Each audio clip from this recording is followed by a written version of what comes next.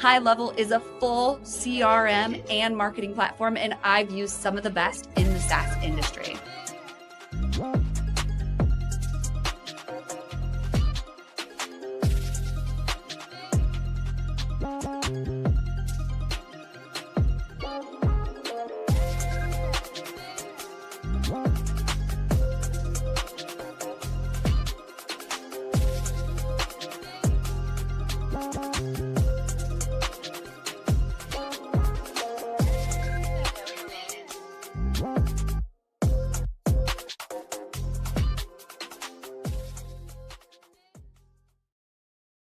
And we are live on LinkedIn, YouTube, Twitch. We've got X going and Instagram. It's Revening's WinsDay.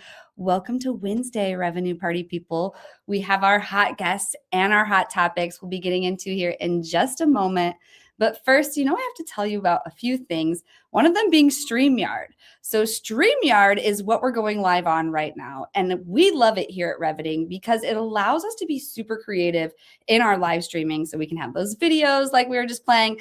We'll have overlays here going on. But StreamYard, you can click this or scan this QR code. Or just email me afterwards, jessie@revening.com. I'll send you my affiliate link. And if you do, I would love to help you get set up.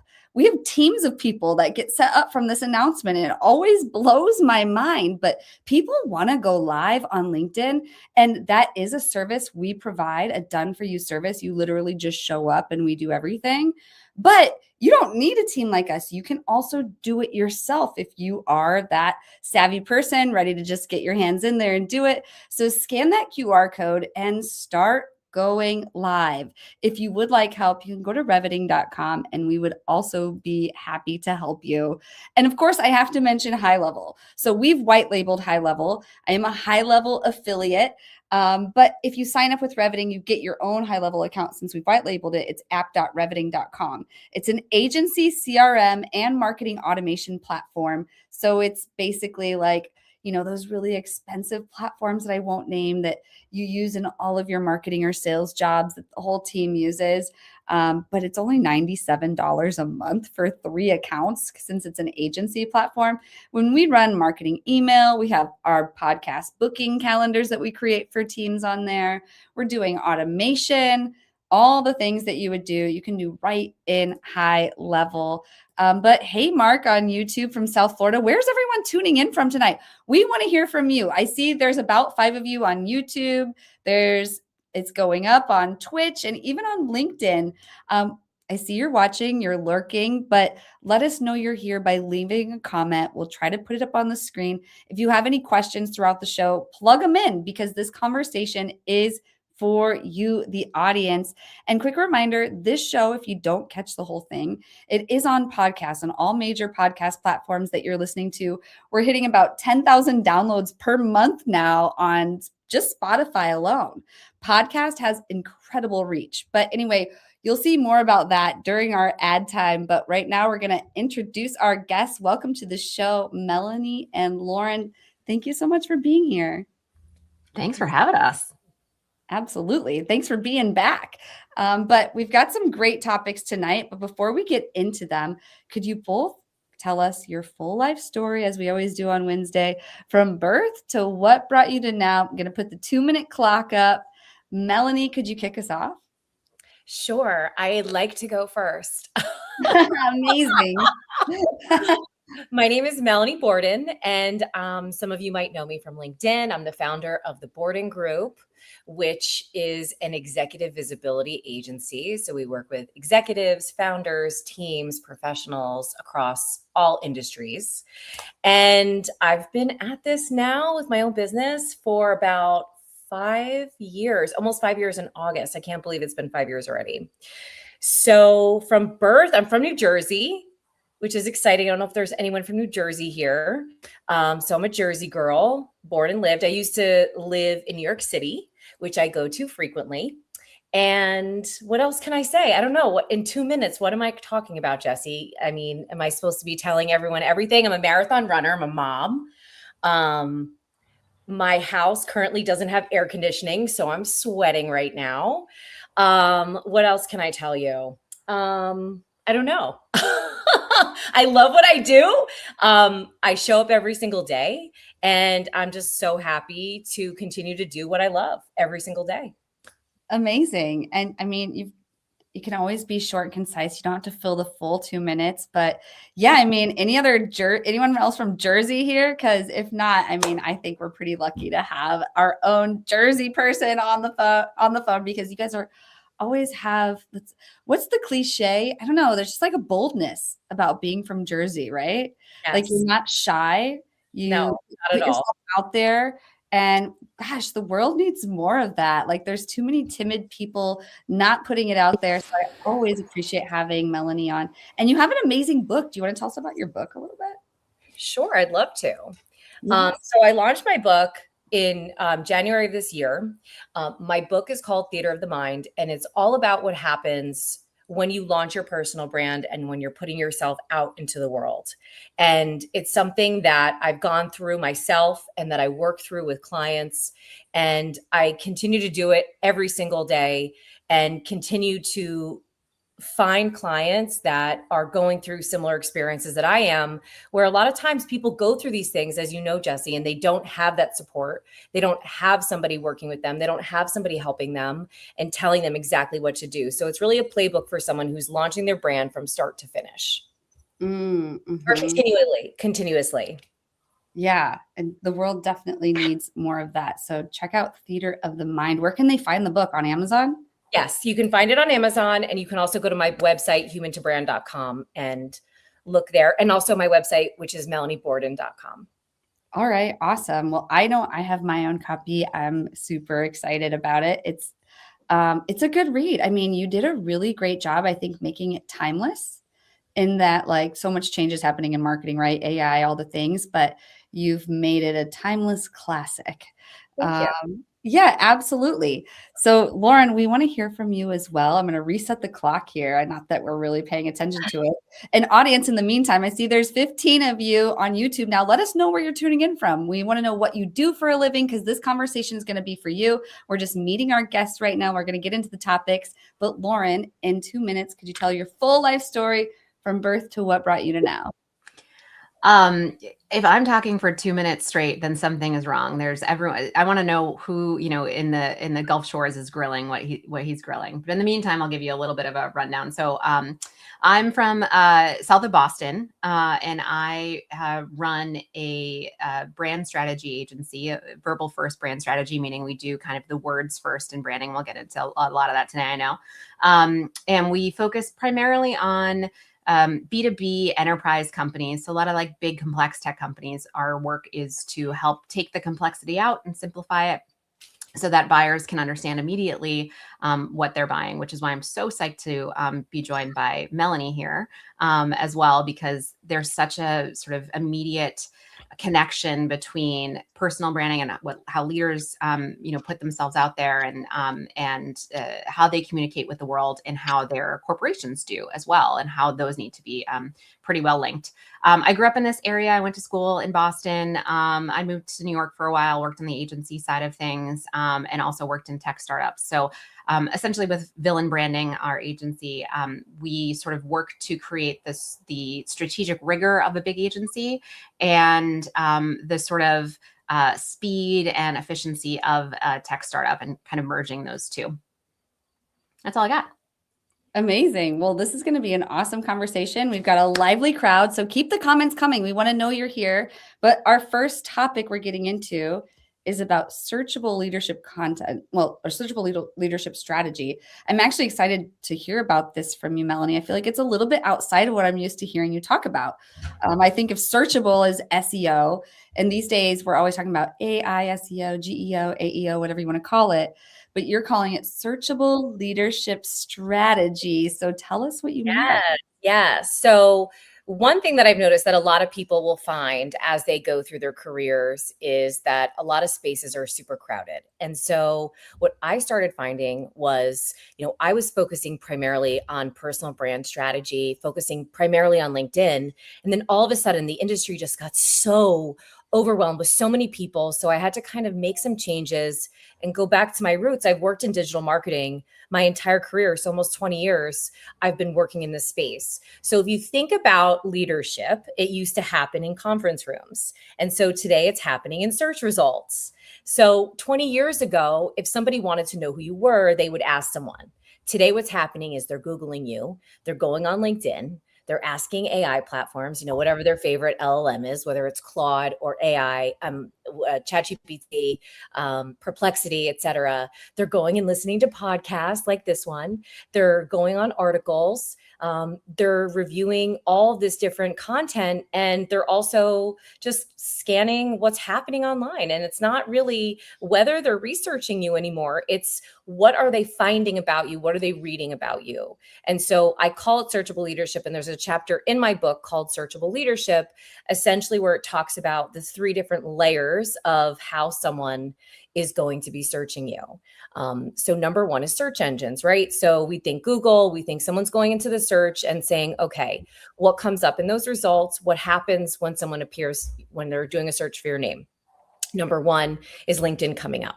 Number 2, is it a website? Is it your press? Is it podcasts? Is it, a byline article that you put out? Is it speaking engagements? So if page 1 doesn't reinforce your expertise, you're invisible. And I just want to go on record here to give myself props that I did this for myself, and I constantly do this for clients, but I have successfully dominated the first 4 pages of Google. So I just wanted to say that out loud, because a lot of times I question if I'm doing the right things all the time. And I've been doing this for years. And so for somebody who isn't doing it, just start now, just start.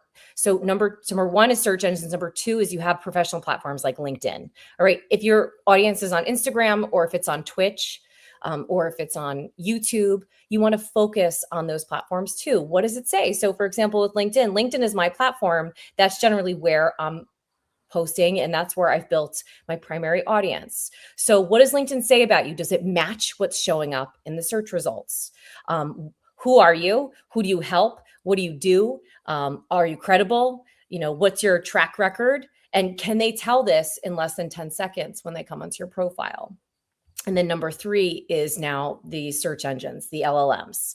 And so the AI search, you have asking it where you are, who you are. Have you ever asked ChatGPT that? Which is something an exercise that I tell people all the time. Go into incognito mode in Google and do a search for yourself or for your business and ask who is, your name or your business. And most people don't do this, and they don't even realize that it's a factor, and they want to show up in these results, but they don't know how.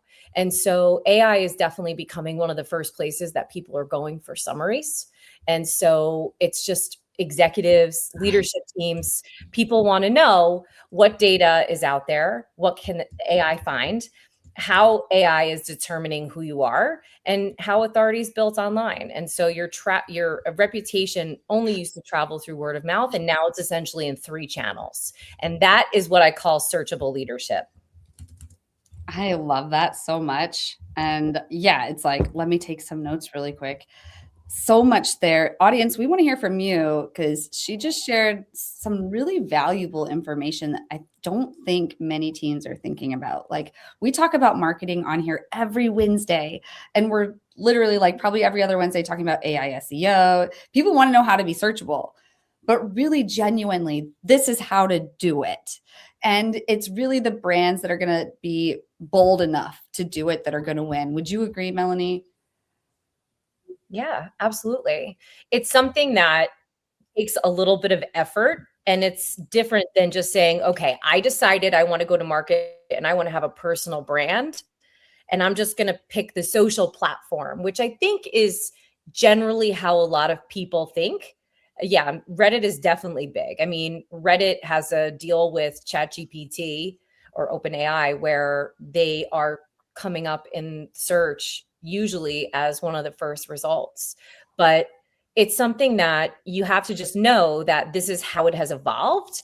I don't control it, but it's something that I've seen happen over time. It ties in with different facets. So you have SEO, you have GEO, plus you have the social, and it's all working together. And it's just a different way to approach things, but it's relevant and it's happening whether we want it to happen or not. It's happening. And, what different tactics and steps can you take to get there? Yeah, it's definitely happening. What's your take on all this, Lauren? Yeah, I mean, I think Melly's saying something that's really smart, and that models are their job is to repeat what's consistent, right? Overall, that's the entire point of AI. It's a probabilistic versus deterministic tool to use. So when you're dealing with a platform like that, when the entire role of it is to identify what's consistent, the consistency of what you say as a founder or a corporation is hugely crucial. You just talked about Jessie a second ago, like being bold and making sure you're standing out. That's absolutely the case, right? If everyone is using AI to help with their personal or their corporate positioning, then everyone's going to sound the same, right? Because that's the entire point of AI. It's giving you the next most probable thing. So it's sort of built to give you the average. So if you are standing out and you are differentiating consistently in what you say and what your business is saying, then you're going to stand out more in AEO, and you're going to give the models, frankly, what they're looking for so that it can easily sort of pin down what you or your brand stand for. Exactly. Yep. So would you say, for people who are out there getting started, Melanie, and for those who are like, in this game and just posting content consistently, and they need to get their strategy down, like how do you help people understand what they want to be known for and how they write about that 1,000 different ways? Because it seems like strategy is typically where I see, or we see here at Revenue, people get caught up and content doesn't work for them because if they don't know who their audience is, they don't know what their message is, then it's really hard for content to move the needle for them. So how do you help them come up with that strategy? And what would you suggest to people as actionable advice to move forward with that? Such a great question. So the first thing that I'll say is I'm going to kind of work backwards from what you just said. So the first thing that I would say is number one, if you don't own a website with your domain with your name in the domain, so jessielizak.com, I would absolutely 100% buy that. In addition to that, and this doesn't, if you work for yourself, if you work for someone else, it doesn't matter. I want to kind of float this concept to everyone. And I know this kind of goes away from what you just asked, Jessie, but there's a concept of having your personal brand as a rainy day fund. Growing up, I always heard from my parents, save your money. You need it for a rainy day. And as I got older, they kept saying it and I kept saying it. And then when I quit my job, they were like, what are you doing? But something that I'll tell you that for myself personally, I tell clients, number one, your brand is your rainy day fund. So buying a website domain, yourname.com. Another thing you could also do that would also help you get started just for the future as you're building is yournametestimonials.com or yournamereviews.com. And that's a great way to kind of start planning for the future. But as far as like actionable strategies and things that you could be doing, I mentioned essentially 3 different ways that you're now being evaluated. And the first way that, right, exactly, that comment that just came in was so right. You have to create it, otherwise it gets created for you. But when I'm working with someone, I'm kind of just like stream of consciousness now. I feel like I'm rambling a little bit, but when I'm working with someone, one of the things that I do with them is we talk a lot about what they know. And I usually focus with them on picking one topic that they're very strong on, and then 2 other supporting topics. And then we build from there. And that would be my advice for anybody, whether they're starting out or whether they're stuck, because it's a lot easier for you to talk from a place of expertise and knowledge, which is part of what these LLMs are looking for. It's also part of Google's strategy as well. So in addition to doing something that would be naturally easier for you, it's also a naturally easy transition for you to start putting yourself out there. So finding those core topics that you are really strong in is always where we start from. And, when people get stuck, that's always what I go back to. And I try to simplify everything as much as possible. And a lot of times people think that, it could sound a little elementary, but it's something that we forget a lot. And especially if we're working for someone else, or even if we're working in marketing, we're good at doing this for others and for businesses specifically, but it's not as always something that's naturally easy. So especially when I'm talking to marketers, Jessie, it's something where if you think about what you're doing for the company that you work for, whether you're on a growth team or whether you're doing something for, a different type of business. Maybe you work in real estate or you work in finance. Take those core things that and transfer that knowledge to yourself. That's how I got started. And I always say that I'm like not anything very special, but I just took things that I understood from working in marketing and just transferred it to myself. And so knowing those topics of what you feel strong about are always a great, easy way to get started. Absolutely. And I do remember one term you shared before, taking messy action. I always thought that was so powerful. I think I remember hearing you say that on like one of your LinkedIn audio things. I'm like, gosh, I love that. That's just so true. Just take messy action and just test and don't be scared. Like your strategy might not be the best in the beginning, but it will get there. Definitely. It makes you relatable, number one. I mean, I feel like my life is messy action. I mean, I started the podcast sweating because my air conditioning broke and I'm waiting. It's like that one of the hottest weeks of the year in New Jersey. So, I mean, listen, is that going to stop me from coming on a podcast? No, it's not. If I have a snafu with tech on a webinar, is that going to stop me from showing up? No, because the show must go on. The business is still going. I'm still operating. I still have to pay my mortgage at the end of the month.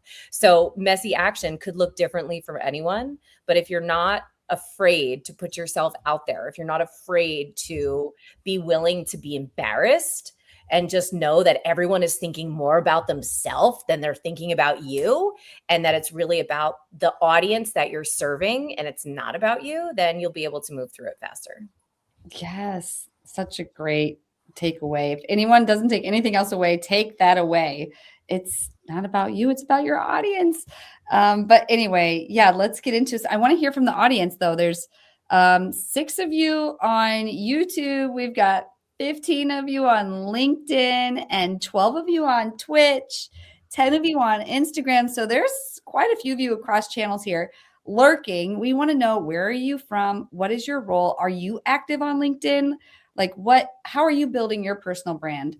But in the meantime, while you're telling us that in the comments, let's move into our next topic, kind of switching gears into sales, but still talking about brand, but using brand to shorten sales cycles. Lauryn, could you kick us off on this? Yeah, absolutely. It ties pretty directly to what Melanie was just speaking to about really knowing yourself and sort of focusing on 1 or 2 key topics that you're interested in. I think the difference is at scale. When I'm speaking about this, I'm talking about more of our clients, which are enterprise and enterprise tech companies. But the reason that I think Melanie is telling folks, hey, speak about what you do best, is because confused buyers don't buy. Right. And that's true whether you're talking one-to-one or you're talking about marketing to millions of folks, thousands of other enterprises. If you're a B2B business, they don't buy if they don't understand what you do. Right. They'll think about it for a while, and they'll, what started off as 3 months turns into, a 9-month sales cycle. Maybe they go dark and you have to spend some energy and some time trying to get them to go back. I see it all the time, right? A company has a fantastic product. They have a really strong team. They have a great pipeline. And still they're sitting here saying the deals are sitting, and they may be blaming on, the SaaS apocalypse, or, AI is changing how people buy. And those aren't untrue. But what you're seeing is that everyone's sort of saying, well, sales has to step it up. Sales has to step it up. And frankly, this is me coming from a marketer. And there's always those sales versus marketing kind of challenges. But in this case, sellers usually aren't the problem. The problem is usually that the buyer has heard 3 different versions of what you do. Melody just talked about, how do you show up on Google? How do you show up in LLMs? How do you show up on your website, et cetera? And the same is true on enterprise, right? If you're showing up one way on a website, Then your founder is on stage giving a keynote and she's saying another thing. And then when you're on a call trying to buy this product, the rep on the call is saying something different. The buyer, frankly, doesn't have the patience, the time, or the bandwidth to hold and figure out how to connect those dots, right? They need a single clear story about you in their head to really make a smart decision, so that they frankly can't say no. I saw someone in the comments a minute ago say essentially that your brand is what people say about you, right? It is that relationship. It's something that you want to help to control. But at the end of the day, your perception in the market is the reality of your business, right? So you want that buyer to hold that really clear story. These guys stand for X, right? Coca-Cola stands for happiness, right? I get what that is. Salesforce is all about the customer. I know that that's the case, right? So we don't want them to be in the case of saying, let me think about it. You want to give them, no reasons to say no. But when they are in that world, that's when you have not a selling problem, but a true cash flow problem, right? Every week that a deal sits in this world of confusion because they're hearing so many different versions of your brand, the less capital that you have, right? It affects your sales cycle. It affects how quickly you close deals. It affects your deal velocity, your pipeline overall, et cetera. And what we've seen is that, there's data out there. I think there's a study by Dentsu that said that high clarity brands, so brands that people understand immediately, close at about 31% faster than the ones that are sort of muddy. And they carry about 50% lower acquisition costs, right? So that's all because the buyer knew what the brand was about before they got on the call, right? The brand was sort of selling when everyone else was, your salesperson was off, not even on the call yet overall. And so I think that when a company comes to us as a brand strategy and says, hey, we've got this challenge because people are telling all different stories and I want everyone to come together and tell one single story. And as an organization, the first thing I want to see is the sales data so that I can say, yeah, this is a much bigger problem than just a story problem. It's a cash flow problem. It's a revenue challenge, which is something that folks don't usually hear from brand, right? Brand tends to feel soft. But this is why we care most about looking at the hard numbers, right? Let's look at the story. Let's look at the funnel. Let's look at enablement. Let's look at all of those things together. And then I want to say, can everyone in your company tell what you do in 10 seconds? Can your sellers tell your complete story of what you do in a way that's completely understandable in the same way without a slide deck in front of them? If not, then it's not, a sales enablement problem. It's a language problem. And that's really what we want to help to close overall. Hope that helps. Definitely. Oh, so good. Before I share, Melanie, what's your take on all that? It's totally aligned. I mean, I was sitting here just like nodding my head along as she was talking because I kept thinking to myself, that's exactly what happens when I'm working with professionals or founders or leadership teams, where you have to understand not only what the company does, but how do you explain what you do and how do you say it? And it's something that even myself as a business owner that I'm challenged with making sure I'm saying it and I'm saying it the right way. And, when you think about everything that's happening from sales to marketing, and then you have this whole AI factor in, does everybody understand across, from the social aspect, to the search aspect, to just the people aspect, exactly what you're doing and who you do it for and the results that someone gets. And, it's something that a lot of people work on all the time. And I think that it's a constant motion. It's constantly something that's evolving and changing. I know, Jessie, you've made some changes in your business. I'm sure, Lauryn, you have too. And it's one of those things where you're constantly just working and refining and just making sure that, because if what Lauryn said, if someone doesn't understand who you are, what you represent, what you stand for, what you do, it's hard for them to purchase from you. Especially since those conversations and those questions are happening before you can even get on a call, right? Before you can even defend yourself. LLMs are driving that, right? And you don't have as much control. Even SEO is down, Google's traffic is down like 35% in the last 6 months, which is massive when you're talking about billions and billions of page views.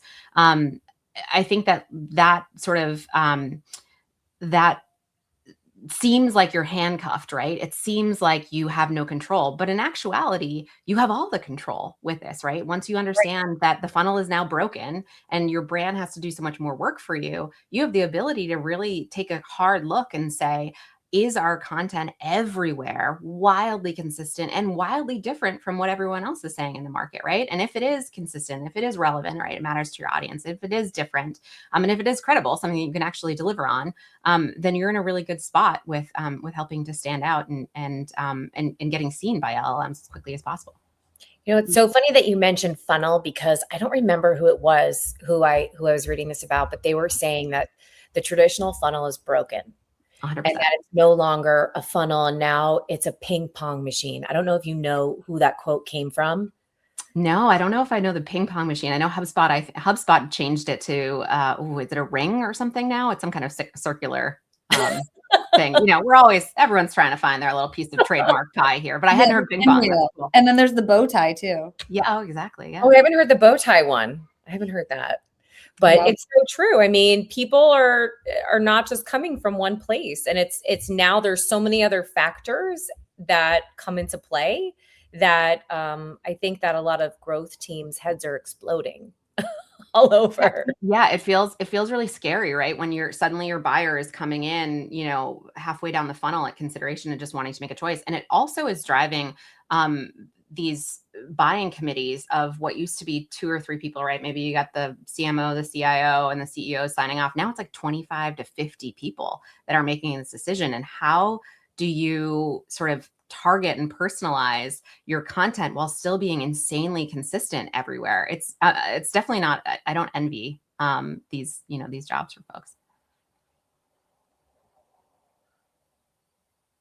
I will also say that I feel that it's having the ability to finesse and make changes and be visible in multiple places. You know, some people don't like the fact that LLMs are involved. And a lot of people there's a lot of fear and uncertainty and doubt around AI. And I understand that, obviously. But I also think that it's a gift that we have, especially for someone who has zero digital footprint, because ultimately it will give them and enable them to be able to create something that they've already created offline and just be able to transfer that online, I think is amazing. I just saw a question flash up of how important is the voice of the CEO from Linda. Crucial. And I think that Melanie and I probably have different reasons why we would say this. So I'll kick off, and then Melanie, I really want to hear your take. I mean, the CEO has to be wildly aligned with the company message overall, right? But has to do so in a way that is, as Melanie was speaking about, imperfect, authentic, really kind of reliable and reasonable, right? I want to see the human behind the corporation, right? And especially in this world of bots doing, you know, a huge chunk of the search, I want to see the human behind your company. I want to really understand, you know, what you care about. I will, frankly, even if you're running a multi-billion-dollar business, I want to know about, you know, your life with your kids. What's your balance like, right? But I still want to understand that your voice and how you tell those stories about life still align to the company that you're building, right? And LLMs want to see that too, right? So as we talk about kind of the AI search piece of it, it's crucial that they're consistent. But you know, the CEO is as important as, you know, the homepage is, right? It's another voice that's representing the organization overall. Yeah, Melanie, do you have a different take?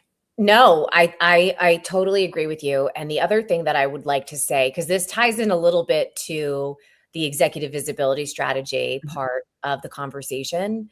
And I want everyone to think about this concept for a second, that searchable leadership is what people find when they look for you. So you have that piece of it, right? Executive visibility is what causes them to look in the first place. And the most qualified person is most times, rarely the most visible person. Mm-hmm. And I also always go back to, you know, if you were born before the year 2000, if you were born in the 1900s, you know, when we, you know, had horse and buggy, or as my kids tell me, like dinosaur time, you know, you just don't have this innate ability to promote yourself on a platform because it didn't exist. We didn't have it. We just didn't. And so I think that visibility often determines opportunity. And so a lot of CEOs believe that if I do great work, people are going to notice. But today, what's happening is you have recruiters who are searching. You have boards that are searching. You have investors that are searching. You have the media that's searching. You have conference organizers that are searching. So visibility is not optional anymore. It's part of leadership. The rules of leadership have changed. Visibility is now part of it. So if you are in a leadership position, it is now part of the process. And sorry, go ahead, finish your. No, I was just going to say, and that's really, what I really believe, and I've seen it. And I know Jessie and I have talked about this for almost 6 years that we've known each other through an online platform, because that's how we met.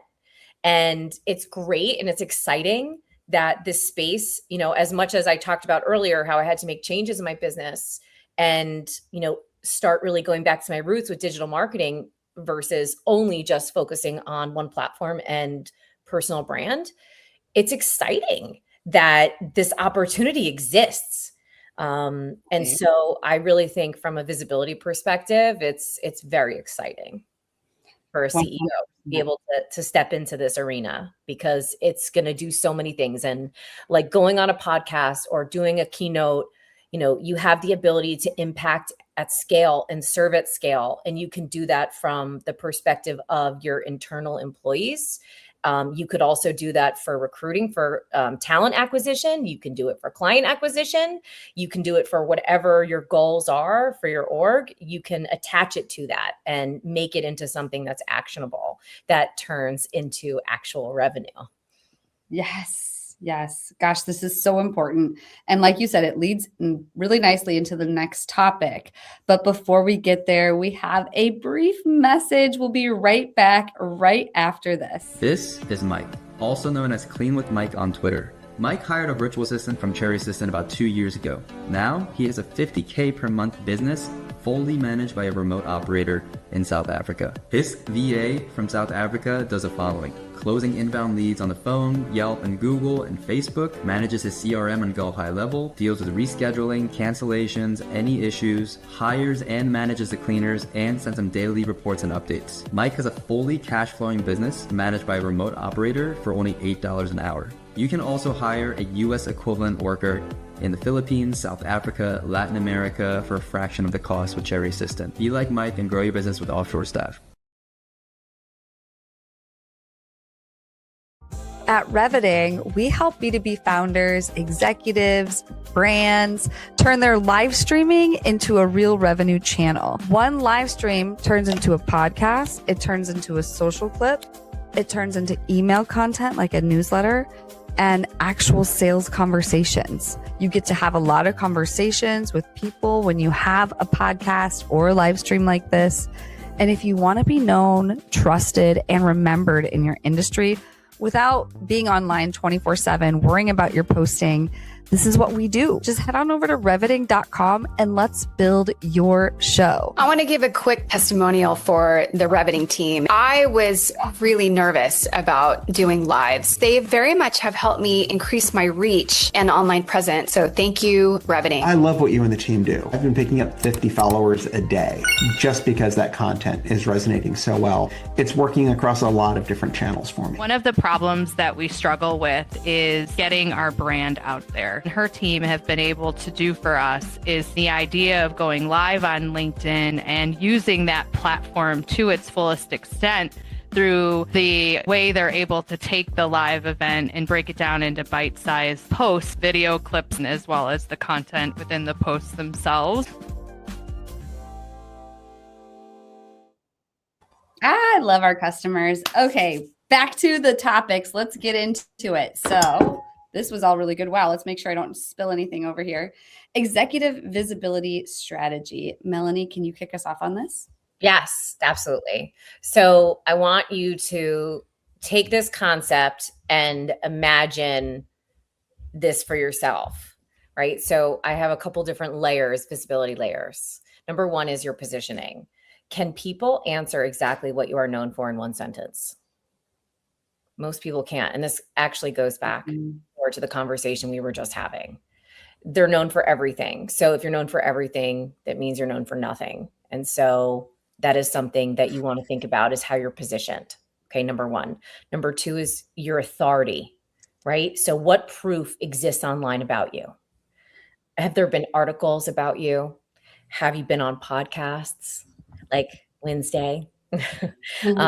Featured in the news? Are you doing speaking engagements? Are you putting case studies out there? Have you won any awards? Are there recommendations? Your authority is so much easier to build when there's evidence that exists that you do this. And again, if there is someone who is just starting today, this is an amazing opportunity. If you've already started doing this, you can just add on to this. And just keep in mind that when you are focusing on your executive visibility, it's essentially what is causing people to look for you in the first place. And I think that a lot of people forget that you have to also have the consistency, and you have to continue to show up. A lot of people get burnt out. They get tired. It's overwhelming. Jessie, I know you're a content warehouse. I am myself. And it's exhausting. It's, something where you can show up for a few months and then you kind of give up to it. This is something that compounds over time. It's the long game. What I tell everybody is, number one, visibility is not about becoming an influencer or being famous. Like we talked about before, it's really about serving the people who are for you. And with a platform like LinkedIn, they've really changed so much of the platform itself that someone like myself, who's a large creator on the platform, I'd be much better served today in 2026 being a significantly smaller creator, because of how the algorithm is now structured to focus on those smaller audiences. But it's really just about ensuring the right people can find and trust you. And that's really what it comes down to. So if you're looking for a board seat, if you want a speaking opportunity, if you're looking for new clients, you're looking for an investor, a strategic partnership, if you want to go on podcasts, all of those opportunities start with the first conversation, and it's starting with the consistency. And a lot of people will say to me, Melanie, I'm having a really hard time with showing up. And, it feels like I'm in this sprint and it's taking so long. And it's just exhausting, and it's mentally exhausting, and it's physically exhausting, and just being on a phone or being on a computer and being inside an algorithm. And what I always suggest to people is pick a cadence that works for you, that will work in 6 months, that will work in a year. I have notoriously personally taken 6 weeks off of posting, or I'll go from posting 5 days a week to posting 3 days a week. So you have to understand also that as long as you build your rhythm and your cadence, that's what these platforms are going to expect. And they're also looking at your activity, and are you active? So as long as you're active, right? You're updating your LinkedIn profile as an example. You're engaging with other people through your profile. You're posting content regularly. Regularly is only going to be defined by you. That's not defined by me. These all create opportunities for you, for your business, for your career, all of the above. And that's how I would define the executive visibility strategy. Oh, so good. Yes, every team needs the executive visibility strategy. Would love to hear your take on all of this, Lauryn, especially from a sales perspective. Yeah, I mean, I think from a brand perspective, I'll give kind of two adds to that. I think first, the kind of I'm sick of doing this piece is when it's working. I think that's getting sick of it means that you are being consistent with your story over and over again, and that's a good thing, right? Think about how many ads and brands are thrown at us a day. Thousands of them, right? Labels on t-shirts, banners that you see online, billboards that you walk by, podcast ads, etc. You're bombarded constantly, and buyers don't have the ability or the time, the wherewithal to be able to say, oh, wait, didn't they talk about something else 3 months ago? I'm sick of what they're saying. Now they've said this too much, right? Either of those things are not going to happen. I think the consistency is a crucial problem. I brought up, Coca-Cola's happiness strategy earlier. They've been doing that since the famous "I'd like to buy the world a Coke" in 1970s. And that story of opening happiness and, the early 2000s, continues to drive what they stand for today. And they're, one of the most valuable brands in the world. They talk about, they live consistency across the board. The other point that I wanted to bring up is, I think the most important thing that Melanie has said, and Jessie, I've seen you kind of vigorously head nodding when she's talking about kind of putting the audience first. I think that piece is crucial, because what I see with enterprise executives is that they're either talking about themselves, like the business, too much and not the buyer, or they're talking about the buyer's problem exclusively, rather than sort of taking a moment and reflecting back what's at stake for the buyer, right? She's betting her entire career on a, 24-month digital transformation with half her invested. You need to make sure that she's not just informed on what you do, but she truly feels seen and that you understand what's at stake for her across the board. So I think making sure that you're understanding what's in your buyer's shoes, no matter, again, if you're talking to one person or millions, it's those 2 points I think are really crucial in the visibility piece. Yeah, such great points. Thanks for sharing those. So how would you wrap up this topic, Melanie? I mean, I feel like it really hit home for me, especially as someone who helps other brands do this. When you said you don't help people, like, I can't remember how you phrased it, but basically like get famous. And it made me think of like people we've helped now and in the past who really want to be Instagram influencers. Like, that's a different set of content, and that's not really what we do, but we will help you go live and repurpose what you're doing to your business Instagram, if that makes sense. And if your audience is there, and we have some e-commerce, some B2C companies where Instagram really does make sense, especially for live streaming and with products, but and when you said do it for the people, for your audience, like we don't care about anyone else. If you're posting for everyone, you're posting for no one. And it those are the same people I feel like that struggle with the strategy piece, who we don't see them moving forward because they don't understand their audience and they don't understand their message.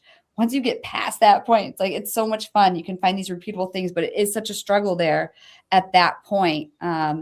So I guess to wrap it up, for those who are struggling with it at this point, what might you tell them as actual advice, or those who are doing it but just feeling the pain? Like, what's that actionable advice they can take forward with them? Yeah, I mean, if someone thinks that it's not working, whatever they're doing, or if they are kind of stuck, or they might actually be afraid of what they're doing and how they're doing it. And it might not necessarily show up as fear, but I think that, again, going back to my 1900s comment, when the internet kind of took off, and specifically with social media, and I hesitated before I wanted to show up, but I knew I had to do something, but I didn't necessarily want to be on certain platforms because I felt that my audience wasn't there, because they're not. They might be, but I can't see into them. And so what I would say to someone is, look, you have to do these things because the world of work has changed. It's not just something that has happened as a result of the pandemic. This is just the evolution over time. So you have to be comfortable with being uncomfortable. No one is expecting you to be an influencer, but people are expecting you to show up and be a human. That doesn't mean that you have to share your deepest, darkest secrets. It's nice when you share a little bit of yourself so people get to know you, because people buy from people they know, like, and trust. But it's something where if you are stuck with what you've been doing, try something different. Try letting people know a little bit about what happened in that meeting 20 years ago that led you from, being the receptionist to now being the CEO. Talk a little bit about the journey, because, especially with the AI times that we're in, where, people are nervous that their jobs are going to be eliminated due to AI. I mean, the way to combat that is by being more human, by sharing more. Don't just talk about the product. Don't just talk about the problems of your customers. Talk about yourself too. And it's not being overly self-promotional, because it's something that you have to just do as a part of leadership today. You don't have to be a faceless brand because your competitor is not. That's right. You don't have to be a faceless brand. Oh, you inspire me so much. This is such a good conversation. And I'm really excited actually about transitioning into our last topic, which is building a verbal first brand system for consistency. And I don't necessarily know, Lauren, exactly what you're getting into on that one, which is why I'm excited to hear about it. But what immediately comes to mind for me is verbal first. We help people with live streaming and podcasting. And yes, like the posting and being out there is really great, but LinkedIn, all these other channels, they like when you use all their features, and going live is one of those features, and people can hear your voice. Or I don't know, is there still LinkedIn audio? They got rid of LinkedIn audio, I think. But there's LinkedIn Live, and so people can hear you, and there's podcasts, so people can hear your voice, and it's real time. And in the age of AI, it's harder to replicate and still sound real. Getting better, but like at least on video, hearing our voice and seeing our faces, it's harder to replicate, especially with conversations with people real time in the comments. But I love the idea of verbal first because it just seems like it humanizes it more, I guess. So I'm curious to hear where you're going with this, Lauren. Yeah, great. Great setup. And transitioning a bit from what Melanie was just speaking to, kind of takes us there, right? If 10 of the right people understand your work deeply, that beats 10,000 strangers who are just skimming your posts. And that is really what we're talking about, right? It's words first, right? So most companies build their brand, in my opinion, backwards, right? You think about a brand, you close your eyes, you think about a logo. That's usually the place folks start. The colors, the website, it's the thing that resonates, the stuff that you can see, right? Then in the end, someone kind of comes in and writes some words to fit the design, and copy gets kind of thrown on there. We flip that order, and our focus is on building the words first. And now in a world of LLMs and AEO, that matters more than ever, right? Because if you think about where your brand actually lives, right, it travels through words more than through visuals, right? It might be in a sales deck that you're presenting, right? It might be in a LinkedIn Live. It might be in an investor notes after a call. It might be a Slack message from one buyer to another when you're not even in that room, right? We're talking about perception, about your brand being what others say about you when you're not in the room.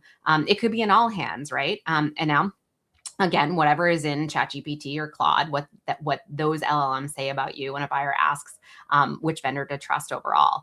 And every one of those moments is run on a story. It's run on words, right? That's why we speak about verbal first. The logo itself isn't in any of them. A logo really can't survive that buying committee. It's the language that people actually repeat that you need to hammer home. And then the visual piece is crucial to represent and carry the equity that you've created in that story that you've told, right? So that when you close your eyes and picture, again, the Coca-Cola logo, you think about happiness, right? Or someone said, Capital One, what's in your wallet, right? You close your eyes and you think about Capital One, you think about the card in the wallet, right? And that's true again of Salesforce and their kind of customer focus and customer 360. And it's true of many B2B brands as well, right? And that's the whole idea behind verbal first. Words travel, and then design represents those words, right? And I think that those stakes of words first continue to increase in the world that we're living in now, right? I think that I read a study recently that said 80% of B2B buyers say that trust in the brand is a deal breaker. Above price, above features, I need to trust this business. And that kind of trust comes from, do you deliver on your promise, right? Do you tell a story consistently everywhere? Can I find you and understand and represent that kind of repeated message that we were talking about a few minutes ago, clear enough to repeat and consistently enough that every person, every touch point, every model tells the same version, right? So when I say brand and we say verbal first, I'm talking about the words your whole company uses to explain why you matter. The looks, the execution, the marketing pieces come after and carry and represent that story, but you need to get the words right first, and make sure that they show up in every room, whether you're there or not, which I think is what LLMs are really bringing to us now with AEO, is that how do we represent ourselves when we don't control that story when someone else does? Yes, definitely. And in the comments, we're just talking about, we love how you brought up logos, because like so many people think brand is a logo. Yep. And it's part of it, sure. But, people remember you for you. And also, I love how you talked about how word travels fast. Yep. You're so right. And, I've never thought of it that way, but it's it's just such a true thing. Like word travels fast. And when people talk, people connect. It's really just that simple. Totally. Everyone's a writer. Everybody reads, right? So if your story is something that everyone is saying on your behalf, as a CEO telling the story of the company, as the marketer or the product marketer representing the business, a sales rep on a call, everyone can write. Not everyone can design. So you need to make sure that those words that everyone is saying, that single line, Melanie was talking about this at the top of the call. Can you be really clear in what you do in a single sentence? Can you say that kind of classic elevator pitch and help people understand cognitively very quickly in 5 or 10 seconds what you stand for? And can you do that consistently? Yes, your logo should represent that when you've built that equity in, but you got to make sure you nail that strategy first in order for it to do so. I love how you put that. I never heard of that before. I never heard it put that way before, Lauryn, that words travel. Yeah. It's so smart. I mean, and it's so true, because especially when you're building strategy, I mean, you're building the strategy, you're building the positioning, and then everything else kind of falls into place after that. You're And exactly right. so good. Thanks. Yeah, no, I mean, I think we get tripped up on labeling things certain ways, right? Like I'm sure you all deal with this too. Like, when you talk about, hey, brand, people think it's soft. People think it's just a logo, or it's an immeasurable thing, or it's PR or something like that, right? And if you just think about it as simply as words, or making money for the business, or standing for, who you are when you're not in the room, or brand as a relationship, you can make sure that you're talking about things that resonate, frankly, with the CFO, right? How do we make sure that we're translating what we say and the words that travel to a shorter sales cycle, or to a higher brand value, or to, stronger pricing, right? Because at the end of the day, brand should drive choice for you, right? Someone should choose you off the proverbial shelf more often. It should drive a premium. You should be able to charge more because people say, hey, I want that brand instead of store brand, right? Or another competitor. And then loyalty, right? I want to make sure that people are sticking around because they understand that that your brand represents who they are, right? Think about, again, those Coca-Cola loyalists, right? Very different from the Pepsi loyalists in the world. Yeah, I love that. So good. Well, to send us off on that topic, Lauryn, what actionable advice would you share with people to really help them with this? Yeah, I would say don't be afraid to be bold. Make a decision, stand out, take a look first at what everyone else is saying in the market, decide what you can do that nobody else can, tell that human story, the one story that you can tell, whether it's you as a founder, you as a leader in your business, or it is you representing your corporate messaging. Tell the one single thing that you can tell that nobody else can tell in the story, and say it everywhere. Say it consistently. Make sure on every piece of content that you're putting out in the world, visually, verbally, in LinkedIn Lives, in every tweet that you write. You want to make sure that you're saying it consistently and standing for it. And if you do that well, right, it doesn't need to be perfect, as we talked about earlier on. You just need to make sure that you're doing your very best to make sure that you're saying the same thing over and over again, and you're saying something that's different, and standing by it. And if that's a credible story that you can tell, the right people will find you. Exactly right. So yeah, I feel like the message for today is to be bold. We were talking about that at the beginning to wrap us up back from the beginning. Be bold or be cheeky. I don't know. Do they go together? I think it's an and, not nor. Like be bold and be thirsty. Yeah. By the way, Boston is in that category too, by the way. Yeah. Boston are adjacent but aligned. Yeah. We got the East Coast badass thing going on for sure. Yeah. I love it. We definitely need that energy. And we did have a good question that came in. He's asking, what does the logo say or communicate about what you stand for? So like we're throwing out there that like, hey, the logo matters, but it doesn't. But what does it do? What would you both say to that? No, I definitely think it matters. You need to decide what it matters first. It's like a name, right? So, Apple certainly doesn't stand for computer, but when you've built the equity of what Apple stands for in an innovation company, a human company, and a design company, et cetera, and you create that emotion that people represent with Apple. I am an Apple loyalist. I will live and die by my iPhone and my Mac, et cetera.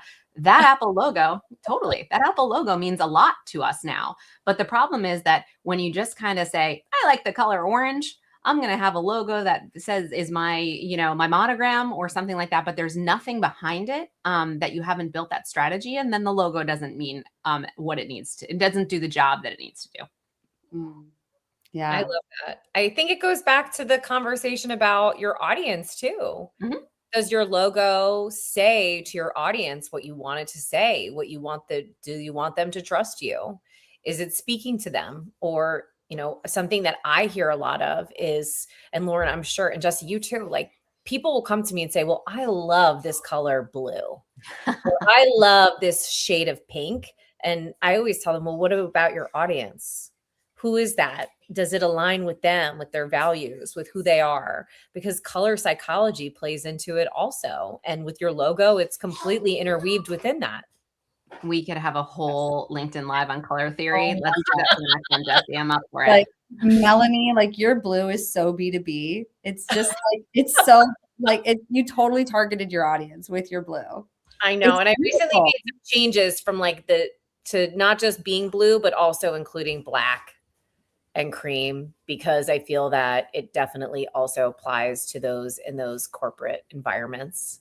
For sure. Yeah. You got the trust of blue and you got the boldness and the sort of dichotomy of be who you are with the black and the cream. I love it. Yeah, definitely. Oh, well, there might be a color podcast coming your way. That would be a really I'm awesome the least qualified person to be on that podcast, but I will do it all day. I have opinions in space. Absolutely. So what's Josh saying? He says the logo is the branding. The identity within the context of competitors to reflect the ideology so customers can recognize it immediately. Okay, Yeah. John, I like that. Just like a name, right? It's your first introductory statement for sure. That's how you introduce yourself. It's a competitive tool. Okay. Yeah, you're right. It really is. Like, how do you differentiate with a visual? Because us humans, we are very visual. I mean, even from the cave days, we've been like scratching on the cave, right? So yeah, we like symbols. But The first post. anyway, as we wrap up, we want to know just who it is that inspires you on LinkedIn for the Guru of the Week segment. The Guru of the Week. Ooh, ooh. The Guru of the Week. Ooh. All right, so we want to know, who should we go follow on LinkedIn? Like, we're inspired by both of you. So who inspires you, Lauryn?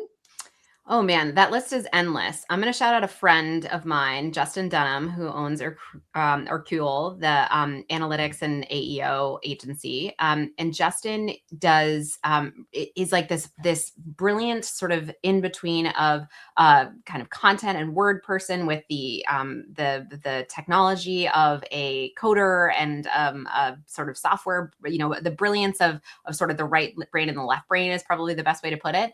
And I think that he thinks about these challenges and he builds really quickly. And I just think that everything he posts is really inspiring because he actually sort of says, well, let's try it first. And to that kind of like progress, not perfection piece that we were talking about earlier, I think he really lives that. Amazing. Okay. I just tagged him in the comments. Everyone should go spam him, tag him in the comments, say something about him. But Tell him I sent you. Exactly. Let him know that Lauryn is the one who made him the Guru of the Week. But who is your Guru of the Week, Melanie? So my Guru of the Week is my friend Valentina. It would be nice if I could say her name correctly.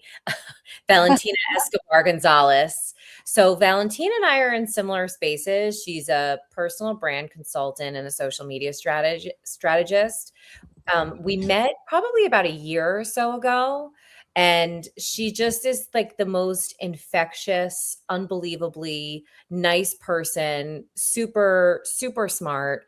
And she's just so motivational and she's so inspiring to everyone around her. And she's just so encouraging of everyone to show up. And I don't meet a lot of people that often that have just such dynamic energy. I mean, it's hard to see energy from someone. You can get a certain sense online, but when you meet someone in person, and we've met now a few times, she just has the best energy and she's just such a sweetheart. And I just wanted to shout her out because she's amazing. Well, thank you for shouting her out. I tagged her. Hopefully I got the right Valentina Escobar Gonzalez. Okay. And hopefully I got the right Justin Dunham as well. I tagged them. If not, then feel free to tag the right one. But yeah, I'm going to definitely go follow those people, especially since both of you recommended them. And speaking of both of you, before we wrap up, one more thing, we want to hear both a little bit more from you. Who it is you serve, how you serve them, and if they could be served by you, how do they reach you? Lauryn? Sure. So I run villainbranding.com, so you can find us there. And with Villain, we serve generally enterprise, advanced tech companies, and when they're in high stakes moments, like a major acquisition or a post IPO integration, or they've got a big perception change that they need to make. They're known for one thing and need to be known for in the market for something else. There's really high stakes moments where they need their words to travel, as we talked about. Really helping them to simplify and create a consistent and different message in the market. That is generally the problems that we solve. You can find me on LinkedIn, Lauryn Warnick, Lauryn. Warnick is Warnick, or just come to villainbranding.com and I'll be happy to chat with you there. Amazing. And I forgot to ask the audience too, who's your guru of the week? Like, tag someone in the comments that inspires you and help us go find some interesting content out there. And in the meantime, while the audience is telling us their guru of the week, Melanie, could you please tell us who it is you serve, how you serve them, and if they could be served by you, how do they reach you? Sure. So I'm the founder of the Borden Group.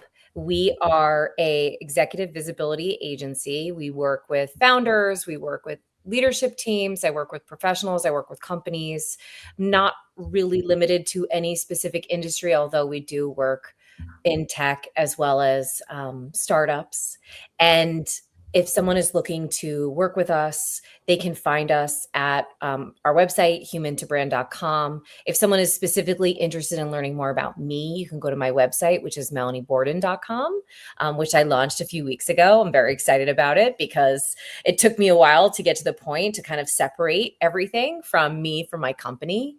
But we work with leaders on becoming visible online, taking what they know and what they have become in their industry and essentially transferring it. So when someone comes to me, it's generally for one of a few reasons. Either they're looking to make a change, they're looking to leave where they are and go into a new industry, go to a new business, or they might be looking to start their own business, maybe starting over, starting something, or companies that are coming to us that want us to manage an entire executive team's LinkedIn, building out all the strategy, handling all the positioning, and also executing side by side with them, whether it's for an event or something in particular. Maybe they have a product launch or they're looking to go to market for something specific and they need that visibility. Maybe they're looking for more talent acquisition, for client acquisition,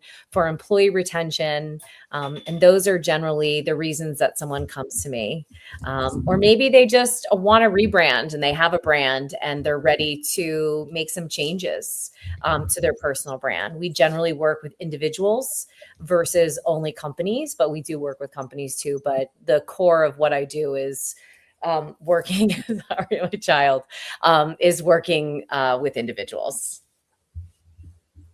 I love that. Thank you both so much for sharing. Audience, we still want to hear from you if you want to tag your guru in the comments. But other than that, we're going to have another great episode. We're back every Wednesday, same time, same place, 2 guests, really great conversation. And we're on all podcast platforms. So if you miss us, you can just go binge us over there. Spotify is pretty popular. But anyway, I digress. Thank you both so much for staying up late. If you don't mind sticking around after the intro video, I'll see you backstage just to get the upload speed for our video. But otherwise, audience, we'll talk to you all later. Bye.